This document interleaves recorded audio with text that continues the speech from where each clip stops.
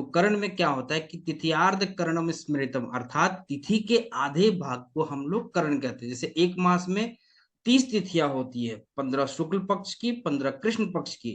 इसके अनुसार से कितने करण होंगे? 60 करण होंगे। लेकिन एक तिथि में 2 करण होता है, इसलिए 60 होंगे। लेकिन करण क्या होता है? 60 नहीं बल्कि 11 होते हैं, और ये रिपीट होते रहते हैं। अभी 11 करणों में से क्या होते हैं कि 7 होते हैं चर करण और 4 होते हैं स्थिर करण। ये आपको नोट डाउन करने के साथ में आपको याद भी करना पड़ेगा। और याद कर लेंगे तो फिर जब आप अपना पंचांग खोल के देखेंगे कि आज पंचांग में तिथि के साथ में कौन सा करण है, कौन सा करण शुभ है, कौन सा करण अशुभ है, तो ये सारी चीजें आपको पता चलने लग जाएगी। आपके साथ में ग्रहों के साथ रिलेशन आपका बनने लगेगा, आपके नक्षत्रों के साथ आप जानने लग जाओगे, पंचांग को आप देखना सीख जाओगे। जो ज्योतिष शास्त्र का मूल आधार है हमारा पंचांग है। तो हम लोग चर करण के बारे में एक बार उनका नाम जान लेते हैं और साथ साथ में उनके स्वामी ग्रह स्वामी कौन कौन से हैं। चर करण में हमारा आ गया बौ, बालव, कौलव, तेतिल, गर, वनिज और विष्टिकरण होता है। ये हो गए 7 चर करण। और स्थिर करण में क्या होता है? स्थिर करण में हमारा हो गया शकुनी, चतुष्पद, नाग और किस्तुग्न करण। ये स्थिर करण होते हैं। अभी इन सभी करणों के स्वामी हमारे निर्धारित हैं, इनके स्वामी होते हैं। अब स्वामी कौन कौन से हैं? बौकरण के स्वामी हो गए इंद्र, बालवकरण के स्वामी हो गए ब्रह्मा, कौलवकरण के स्वामी मित्र। जैसे सूर्य को ही हम लोग मित्र बोलते हैं। सूर्य नमस्कार के जो मंत्र आते हैं ना, उसमें आपने पढ़ा भी होगा, सुना भी होगा। सबसे पहला जो नमस्कार का मंत्र है 12 मंत्रों में से, ओम मित्राय नमः, ओम मित्राय नमः, ओम भानवे नमः, ओम खगाय नमः, ओम पुष्णे नमः, ऐसा करके सूर्य नमस्कार के मंत्र बोले जाते हैं। तो उसमें से सबसे पहला नाम जो है सूर्य का मित्र है, क्योंकि सूर्य मित्र की भांति दिन भर हमारे साथ में रहते हैं। आपके साथ में कोई नहीं रहता है, बस केवल आपका सूर्य रहता है आपके साथ में। ऐसा भी आप मान सकते हैं। ग्रहों के राजा सूर्य 12 घंटे पृथ्वी लोक में आपके साथ होते हैं और 12 घंटे चंद्रमा आपके साथ में होती है। अब उसके बाद आता है तैतिल करण, जिसके स्वामी भी सूर्य होते हैं। गर करण, जिसके स्वामी देवी पृथ्वी है। वनिज के स्वामी देवी लक्ष्मी। विष्टिकरण, जिसको भद्रा कहा गया है, इसके स्वामी यम होते हैं। और स्थिर करणों में से शकुनी जो करण है उसके स्वामी है कलियुग। और चतुष्पद करण के स्वामी रुद्र, नाग करण के स्वामी सर्प और किस्तुग्न करण के स्वामी जो है वो वायु है। अभी इनके जो स्वामी हमने डिफाइन किया हुआ है हमारे ऋषियों ने, मुनियों ने, तो इसका एक आधार है कि आखिर किस कारण से ये इसके स्वामी है।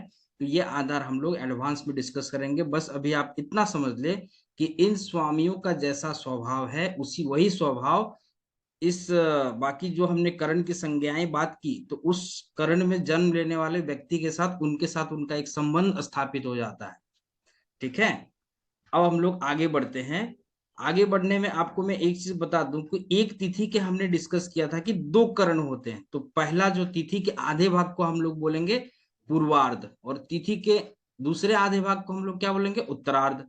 अब देख लो, ये जो स्थिर करण है ना, शकुनी, चतुष्पद, नाग और किस्तुग्न, अभी ये चारों करण स्थिर हैं और ये फिक्स भी है। स्थिर होने के साथ में ये फिक्स है। किस प्रकार से फिक्स है कि कृष्ण पक्ष चतुर्दशी की जो तिथि होती है वहां से लेकर के शुक्ल पक्ष प्रतिपदा तक ये चारों के चारों स्थिर करण फिक्स आएंगे आएंगे। हर कृष्ण पक्ष की चतुर्दशी का जो आधा उत्तरार्ध जो रहता है वो करण रहता है, वहां पे शकुनी करण आता है। और उसके बाद में फिर हमारा कौन सा तिथि लग जाएगा? चतुर्दशी का आधा भाग लास्ट वाला खत्म हो गया पूर्वार्ध में। तो चतुर्दशी के पूर्वार्ध तक हमारे चर करण थे।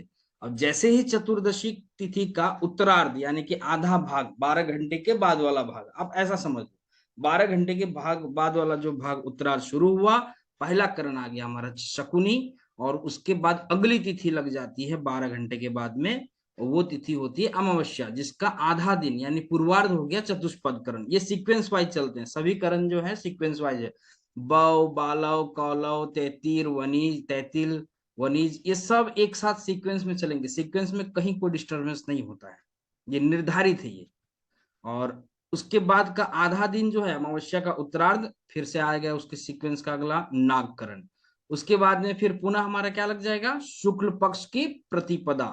तो इसमें पहला भाग जो पूर्वार्ध करण हो गया वो किस्तुग्न करण हो गया। अब जैसे मैंने पूछा आपको कि चतुष्पद करण जो है वो कब लगता है, तो चतुष्पद करण जो आप कब बोलेंगे कि अमावस्या के पूर्वार्ध में लगता है। शकुनीकरण चतुर्दशी जो है, चतुर्दशी के उत्तरार्ध में हमारा शकुनीकरण लग जाता है। फिर हम लोग बोलेंगे नागकरण, तो अमावस्या तिथि जो रहती है उसके उत्तरार्ध में हमारा नागकरण रहता है। और लास्ट का जो स्थिरकरण में से किस्तुग्नकरण, वो लग जाएगा हमारा प्रतिपदा, शुक्ल पक्ष प्रतिपदा आ गई, तो उसका जो पहला वाला जो आधा भाग है वहां पे हमारा आ गया किस्तुग्नकरण। उसके बाद से फिर सभी के सभी 7 जो हमने बात की चरकरण, वो रिपीट होंगे, वो फिर पुनः वापस आएंगे। और इसकी जो गणना है वो गणितीय गणना है। अब इसका साधन कैसे करते हैं, ज्योतिष शास्त्र में कोई भी चीज को, गणना को हम लोग जब डिफाइन करते हैं ना, उसका फॉर्मूला क्या है, तो उसको हम लोग बोलते हैं साधन। जैसे तिथि का साधन, इस तरीके से हम लोग ये टर्मोलॉजी यूज करते हैं। योग का साधन, करण का साधन, नक्षत्र साधन, ठीक है, ये सभी आपको चैप्टर्स आगे पढ़ने को आएंगे जब आप एडवांस वैदिक ज्योतिष में प्रवेश करेंगे। ये भी आपको मैं जस्ट एक डेमो बता रहा हूँ, समझो। अब हम लोग डिस्कस करेंगे कि ये जो 11 करण है, इनमें जन्म होने से क्या प्रभाव पड़ता है, किस प्रकार से वो किन चीजों में इम्पैक्ट अपना देते हैं, सभी चीजें हम लोग यहाँ पे डिस्कस करेंगे। सबसे पहला हमारा करण आ गया बवकरण। अब बवकरण में क्या होता है कि जन्म लेने वाला जो जातक है, बवकरण में जिसका भी, जिस जातक का जन्म हुआ, वो मनुष्य मान सम्मान से परिपूर्ण होगा अपने फल भविष्य में, धर्म के प्रति विशेष आस्था को रखने वाला होगा, शुभ काम करने वाला होगा, किसी भी काम को सुव्यवस्थित तरीके से और सोच समझ कर करने वाला होगा। ये खासियत होती है बवकरण में जन्म लेने वाले जातकों की। और जब हम लोग मुहूर्त की जब चिंता करते हैं, मुहूर्त के बारे में जब हम लोग डिस्कशन करते हैं, मुहूर्त चिंतामणि के आधार पर बता रहा हूं मैं आपको कि विवाह, सगाई, घर का निर्माण, अन्य कोई शुभ कार्य के लिए बवकरण को शुभ माना गया है। इस करण में आप नई यात्रा की शुरुआत या कोई नए प्रोजेक्ट की शुरुआत के लिए ये अच्छा दिन होता है। और प्रतियोगी परीक्षा में अगर बवकरण आपका लग जा रहा है तो ये एग्जाम आपका अच्छा जाएगा, आपके पॉजिटिव रिजल्ट्स आने की संभावना और अच्छे प्रदर्शन की संभावना बढ़ जाती है। इस करण में व्यक्ति को, यह जो करण है, जो काम आपको लगता है कि कड़ी परिश्रम और यहाँ पे साहस की आवश्यकता है, जो काम आप शुरू करने जा रहे हो, यहाँ पे मेहनत वाला भी काम है और इसमें हमें धैर्य की और साहस की भी आवश्यकता है, तो वैसे कामों को इसी करण, बवकरण में ही करने का बोला गया है हमारे ज्योतिष शास्त्र में, मुहूर्त चिंतामणि वगैरह के जितने भी ग्रंथ है उसके बारे में। ठीक है, तो इसको आप शुभ श्रेणी की गिनती में ले सकते हैं। दूसरा करण हो गया हमारा बालवकरण। अब बालवकरण में क्या होता है कि इस करण में जिसका जन्म होता है वो अनेक तीर्थों का भ्रमण करने वाला, कभी बालाजी सरकार के पास में जाएगा, कभी बालाजी अपने बालाजी टेम्पल हो गया, फिर पद्मनाभ, फिर जगन्नाथपुरी, ऐसी यात्राएं जो करने वाला होता है, वो मैक्सिमम लोग जो होते हैं बालवकरण, उनकी थोड़ा उनमें श्रद्धा इस भाव को लेकर के अच्छी खासी रहती है। वे देवताओं के परम भक्त होते हैं, विद्या क्षेत्र में निपुण रहेंगे, पढ़ने लिखने में बहुत होशियार रहेंगे, और यह भी शुभ करणों की गिनती में आते हैं। इस करण के स्वामी जो है वो ब्रह्मा जी हैं, और ये हमेशा नई नई रचनाएं करने के बारे में सोचते हैं, कुछ नया इन्वेंशन करने के बारे में सोचते हैं। तो ऐसे बालवकरण में जन्म लेने वाले व्यक्तियों की खासियत होती है, वो विद्या में कुशल होते हैं, व्यक्ति ज्ञानी होता है, अनेक विषयों का ज्ञाता होता है, शिक्षा के क्षेत्र में जो कार्य कर रहे होते हैं, धन और यश दोनों को प्राप्त कर सकता है। इस योग का व्यक्ति अपनी विद्वता से अपने कुल का नाम भी वे रोशन करते हैं। ये बव और बालव के हो गए। अब हम लोग बात करेंगे कौलकरण की। इसमें जो मनुष्य जन्म लेता है वो मिलनसार स्वभाव के होते हैं, अधिक मित्रों वाले, उनका फ्रेंड सर्कल थोड़ा बड़ा रहेगा, अपने अच्छे व्यवहार से किसी को भी प्रभावित कर मित्र बना लेने में वो निपुण होते हैं। और यह कौलवकरण भी शुभ करणों की गिनती में आते हैं। और इनके जो स्वामी है वो मित्र अर्थात सूर्य, सूर्य का एक अन्य नाम मित्र भी है। यह करण भी शुभ एवं मांगलिक कार्य किए जा सकते। देखो, जब भी हम लोग नक्षत्र की बात करेंगे, वार की बात करेंगे, तिथि की बात करेंगे, पंचांग के जब हम लोग पांचों अंग अंग की बात करेंगे, तो उसमें दो चीजों को आपने सोचना है कि पहला चीज कि इस करण में, इस तिथि में, इस नक्षत्र में, इस योग में, इस वार में जन्म लेने वाला जातक है तो उस पर उसका क्या प्रभाव पड़ेगा। और दूसरा चीज हम लोग क्या ध्यान रखते हैं कि ये जो वार है, ये जो नक्षत्र है, ये जो योग है, ये जो करण है, इसमें हम कोई शुभ और मांगलिक कार्य कर सकते हैं या नहीं। अगर नहीं कर सकते तो कौन से कार्य किए जा सकते। देखो, कोई भी चीज जो अशुभ है तो अशुभ का भी हमारे ज्योतिष शास्त्र में एक अलग प्रभाव है। जैसे कि मान लीजिए कि हमने बोला कि शनिवार का दिन, हमने डिस्कस किया था कि शनिवार का दिन जो है यात्रा के लिए या किसी शुभ कार्य को, नई नौकरी शुरू करने के लिए अशुभ माना गया है। क्रूर वार है, शनिवार को तीक्ष्ण वार कहा गया। लेकिन शनिवार को फिर आप क्या कर सकते हो, अगर आपको इमरजेंसी नहीं है, बिल्कुल अर्जेंट नहीं है, तो फिर आप उस दिन मंत्र जाप कर सकते हो, साधना कर सकते हो, किसी प्रकार का हवन अनुष्ठान कर सकते हो। तो वो फिर आपके लिए आंतरिक यानी कि गोपनीय जो पूजा वगैरह हमारी रहती है उसमें वो शुभ हो जाता है। अमावस्या की तिथि भी वैसे ही है। ग्रहण भी अशुभ माना गया है, किसके लिए, किसी प्रकार के मांगलिक कार्य के लिए मंदिर के और लेकिन में क्या होता है, ग्रहण के समय में जो साधनाएं होती है, जो साधनाएं होती है वो बढ़ा, आप उसमें जितना मेहनत करेंगे उतना फल आपको। इनका माइक म्यूट है, अनम्यूट है, वो म्यूट कर लीजिए, माइक म्यूट कर लीजिए आप लोग।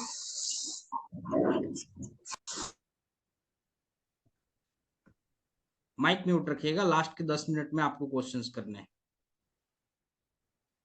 ओके, तो कौलवकरण में क्या होता है कि इस करण में आपके जिस व्यक्ति के काम अधूरे रह जाया करते हैं उनको पूरा करने का एक मौका देता है यह करण, कि कौलवकरण में शुरू करो, जो काम में बार बार अड़चने आ रही है उसमें आपको जरूर सफलता मिलेगी। और किसी भी प्रकार का जो सरकारी काम होता है अटका हुआ रहता है, तो इस करण में काम करने से और इसमें प्रयास करने से लाभ मिलने की उम्मीद बंध जाती है। कौलवकरण को शुभ करणों की गिनती में की जाती है और इसकी गणना में जो मांगलिक और शुभ कार्य किए जा सकते, ये अच्छा और शुभ है। बव बालव कौलव 3 हो गए, अब चौथे में आ गए हम लोग। हाँ, ये आ गया हमारा तैतिलकरण। तो इसमें जिस जातक का जन्म होता है वे भाग्य से ही धनी होते हैं, धन्य धान्य से युक्त होंगे, अच्छे लोगों की संगति उन्हें प्राप्त होगी, सभी से प्रेम भाव रखने वाले होंगे, और यह शुभ करणों की गिनती में आता है। तैतिल करण के स्वामी इनको भी सूर्य को कहा गया है। इस करण के दौरान, इस करण में व्यक्ति जो है घर निर्माण कर सकता है, बागवानी से संबंधित का काम कर सकता है, नया अगर आपने कुछ खरीदा हुआ है, कोई नई वस्तु है, फ्रीज है, टीवी है, नए कपड़े हैं, तो इस करण में यूज करने से, शुरुआत करने से आपको जो है उसकी लॉन्ग लास्टिंग जाती है, लॉन्ग लाइफ हो जाता है उसका, तो ये फायदेमंद है। तैतिल करण में इन चीजों को किया जा सकता है। भूमि से संबंधित जो कार्य होते हैं वो भी इसी करण में किए जाने की हिदायत दी जाती है। और इस करण में जन्म लेने वाले जातक जो होते हैं वो बेहतर परामर्शदाता भी बनते हैं, मैनेजमेंट संबंधी काम में उनकी बड़ी रुचि रहती है, उनको उपदेश देना, दूसरों से काम निकलवाना, वाणी के प्रति भी वो बहुत ही सजग रहते हैं, उनको पता होता है कि किनसे क्या बोल के क्या काम करवाना है, दे आर ऑलरेडी एडवांस्ड। अब जो ये गर्क करण है, गर्क करण के स्वामी पृथ्वी को माना गया है, मतलब कि वो जमीनी स्तर पे रह के काम करने वाले, बिल्कुल ग्राउंडेड लेवल में। पृथ्वी का प्रभाव गर्क करण के कारण में सहनशीलता, पृथ्वी का जो प्रभाव स्वभाव है, पृथ्वी हमारी बहुत ही सहनशील है, और धैर्य का गुण आता है गर्क करण वालों में, बहुत पेशेंस रहता है। धैर्य का अर्थ हो गया पेशेंस, उसमें सहनशीलता और पेशेंस दोनों भी रहता है। और जिस जातक का जन्म गर्क करण में होता है उस व्यक्ति को मानसिक, आर्थिक एवं स्वास्थ्य संबंधी किसी प्रकार की मान लीजिए समस्या आती है, तो वैसे स्थिति में उन्हें पृथ्वी का पूजन करना बहुत ही लाभकारी होता है। उनकी समस्याओं का समाधान मात्र देवी अपनी जो धरती माता है उनकी पूजन से ही हो जाता है। और इस करण में जन्मे जो जातक होते हैं वो एग्रीकल्चर रिलेटेड फील्ड हो गया, फिर घर निर्माण वगैरह का कार्य करने वाला, वांछित वस्तु को अपनी मेहनत से प्राप्त करने वाला, ऐसे व्यक्ति होते हैं। ये भी शुभ कर्णों की गिनती में आते हैं, इसमें भी आप शुभ और मांगलिक कार्य कर सकते हो। और किसी भी प्रकार की यात्रा को शुरू करने के लिए, नए काम को शुरू करने के लिए गर्क करण को भी अच्छा माना गया। अगले में हम लोग आते हैं, आगे बढ़ते हैं। आप लोग माइक म्यूट रखिएगा, बीच बीच में चालू हो जाता हो, क्लास के बीच में माइक नहीं। वणिजकरण, वणिजकरण में क्या होता है कि इसमें जिस व्यक्ति का जन्म होता है, जैसा कि नाम से वणिज, वणिज का मतलब क्या हो गया, व्यापार वर्ग यानी बिजनेसमैन, वो इसी चीज से अपना आजीविका आजीविका चलाने वाला रहता है। मान लीजिए अगर वो जॉब भी कर रहा है ना, तो उसकी जो रुचि होगी कि उसने बिजनेस ही करना, उसके दिमाग में कहीं ना कहीं बिजनेस बिजनेस चलता ही रहता है। तो ऐसे वाणिज्य कर्म कर्म करने वाला इच्छित वस्तुओं को देश विदेश की यात्रा द्वारा प्राप्त करने वाला होता है। ऐसे व्यक्ति को अगर वो फॉरेन ट्रिप्स लेते हैं, बाहर जाकर के कमाते हैं, किसी प्रकार का व्यापार वगैरह करते हैं, तो उन्हें अच्छा खासा फायदा होता है। और जो व्यक्ति अपने कर्म संबंधी शुभ फल प्राप्त करना चाहता हो, क्योंकि इनकी जो देवी है, स्वामी है, वो देवी लक्ष्मी है, तो उनको उन्हीं की पूजा करनी चाहिए। इस करण को सामान्य करण कहा गया, यानी कि ठीक है, आप ज्यादा अधिक अगर ज्यादा ही शुभ और मांगलिक कार्य करने हैं तो आप बव बालव कौलव तेतिल उनको सिलेक्ट कर सकते हैं, लेकिन अगर इसमें शुरू हो गया तो कोई आपको नुकसान नहीं होने वाला। इस करण में भी नवीन कार्य किए जा सकते हैं, सामान्य है, सो वाला। अब अगला आ गया विष्टिकरण भद्रा। अब यह जो है अशुभ करण कहा गया, इसमें जन्मे जो जातक होते हैं वो अशुभ काम को करने वाले होते हैं। अगर वो लड़का है या लड़की है तो पर स्त्री पुरुष के प्रति आसक्त और नीच कार्यों में कुशलता, वो बोलते नहीं कि मैं इस प्रकार का हूं, लेकिन उनमें थोड़ा सा इशू रहता है अंदर ही अंदर, वो कोई एक्सेप्ट नहीं करता हो। ऐसे जातक के जीवन संघर्षपूर्ण होते, स्ट्रगल उनके लाइफ में रहती है और उन्हें कठिनाइयों का सामना करना पड़ता है, बशर्ते उनके कुंडली में अगर कोई शुभ ग्रह उनको सपोर्ट नहीं दे रहा है तो बहुत उनको तकलीफ जाती है। अगर किसी गुरु ने सपोर्ट कर दिया, शुक्र ने सपोर्ट कर दिया, चंद्रमा का सपोर्ट अच्छा रह गया, तो विष्टिकरण का जो प्रभाव है वो बहुत ही कम हो जाता है। विष्टिकरण में किसी भी प्रकार का शुभ और मांगलिक कार्य करने को नहीं बताया गया शास्त्रों में। और इस इसमें करण में विवाह संस्कार, गृह प्रवेश, नौकरी ज्वाइनिंग जैसे शुभ कामों को नहीं किया जाता है। गृह निर्माण आरंभ, शुभ कोई कोई भी किसी प्रकार की शुभ यात्रा करनी हो तो आप पंचांग देख के विष्टिकरण में अगर पड़ रहा है भद्रा है तो उसको टाल सकते हो, निकाल दो उसको, उसके बाद का प्लानिंग करो या फिर उसके पहले के प्लानिंग्स करो। इसको त्यागने की बात कह गई है। और इस समय पर किए हुए कामों में किसी न किसी कारण से व्याधान पड़ जाया करते, रुकावटें आती है। किसी भी शुभ आवश्यक प्रयोजन में अगर मान लीजिए आपको करना ही करना है, इमरजेंसी आ ही गया, तो इसमें क्या करना पड़ता है कि भद्रा के मुख और पुच्छ का इसमें विचार कर लेना पड़ता है कि भद्रा का मुख किधर है, पुच्छ किधर है, वो उसकी एक प्रकार की गणितीय गणना है। और ये गणितीय गणना मैं आपको आने वाले जब हमारा एडवांस का रहेगा तो उसमें मैं आपको बताऊंगा किस प्रकार से इसकी गणितीय गणना की जाती है, कैसे मुहूर्तों का त्याग किया जाता है, शुरू के 3 मुहूर्त, बाद के 3 मुहूर्त, उस तरीके से भद्रा का भद्रा विचार बोलते हैं इसको, इस गणना को। अब आ गए हम लोग स्थिर करणों में, तो सबसे पहला स्थिर करण में से आ गया शकुनीकरण। तो शकुनीकरण में एक बार हम लोग कवर अप कर लेते हैं। शकुनीकरण में अक्सर जो है, अगर मान लीजिए आपको कोई दवाई वगैरह बनाना है, किसी प्रकार का कोई वैसी औषधि बनानी है, तो शकुनीकरण का दिन सेलेक्ट करना चाहिए। शकुनीकरण में जो जातक जन्म लेते हैं वो खाने पीने की चीजों से, वैद्य विद्या से अपनी आजीविका चलाने वाले होते हैं। और ये करण कठोर काम करने के लिए अनुकूल होता है। कोई हार्ड वर्किंग अगर आपने डिसाइड किया है कि करना पड़ेगा, तो आप उस काम को शकुनीकरण में कीजिए। शकुनीकरण में मंत्र सिद्धि करने के लिए भी ये बहुत शुभ माना गया। औषधि निर्माण के लिए अच्छा होता है, दवाई वगैरह बना सकते हैं इसमें। शकुनीकरण में व्यक्ति जो है युद्ध क्षेत्र को विजय पाने के लिए इसका उपयोग किया जा सकता है। और इस करण का उपयोग सफलता पाने के लिए कठिन क्षेत्रों में भी, जो हार्ड एरिया है, आपको लगता है कि इसमें मेरे को प्रॉब्लम आने वाली है, तो उस काम को आप शकुनीकरण में करो। जहां पे आपको ऐसी चीजें लगती है कि जिसमें सिद्धि की आवश्यकता हो, तो वो शकुनीकरण में वो कार्य सिद्ध होता है। और चतुष्पद पर करण में क्या होता है कि इस करण में जिनका जन्म होता है वे गुरु को मानने वाले, गो संबंधी कार्य करने वाले, दूध दही घी आदि गो चिकित्सक ऐसे व्यापारी हो सकते हैं। और ये जो है चतुष्पद करण एक्चुअली अमावस्या के पूर्वार्ध में आता है, इसके लिए हम लोग इसको भी शुभता की गिनती में नहीं लेते हैं।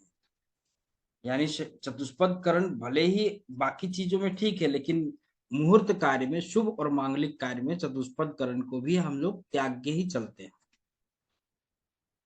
अगला करण आ गया हमारा इसके बाद में नागकरण। तो नागकरण का कैसा है, नाग मतलब हो गया डसने वाला, सिंपल सा बात है। तो इस करण में किसी भी प्रकार के मांगलिक कार्य को नहीं करने की इसमें भी सलाह दी जाती है। किसी भी नए काम की शुरुआत में भी आपको इस करण के लिए नहीं करना है, कोई नया काम भी नहीं कर सकते, कोई मांगलिक कार्य भी नहीं कर सकते, किसी प्रकार का व्यापार को भी उसमें वो आपको लाभ नहीं मिलने वाला। हाँ, इस करण में आप क्या कर सकते हो, न दान कार्य करो, मंत्र जाप करो, प्रभु स्मरण करना अनुकूल होता है, गरीब को सामर्थ्य अनुसार भोजन इत्यादि का दान करना शुभ होता है।